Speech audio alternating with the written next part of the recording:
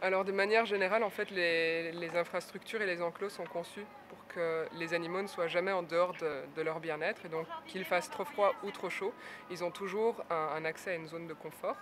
Que ce soit ici dans le cas des conditions hivernales, ils ont accès à un bâtiment intérieur qui est chauffé, qui est de toute façon aussi très enrichi. S'ils ont accès à l'extérieur, comme vous le voyez derrière, en fait, il y a aussi des lampes chauffantes, des radiateurs, des couvertures et tout ce qui peut leur permettre de retrouver leur confort même s'ils vont à l'extérieur. Et au-delà de ça, ils ont la surveillance des soigneurs quotidienne, peu importe les températures, qui permet de veiller sur eux et voilà, de voir que leur bien-être est au maximum.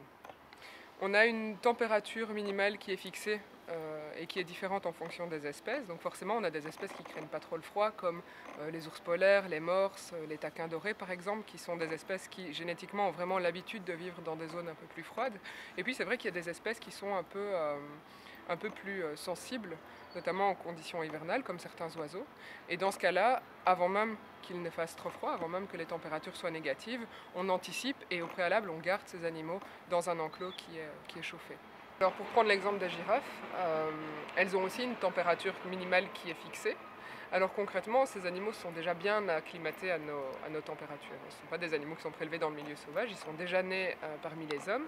Et donc on prend une température minimale essentiellement pour être sûr que par exemple elles ne glissent pas sur une plaque de verglas si les températures sont négatives et qu'elles ne s'abîment pas, qu'elles ne se blessent pas au niveau des jambes par exemple. Mais au-delà de ça, on décide en fonction, jour après jour en fait, en fonction de la température, si les animaux peuvent sortir ou non.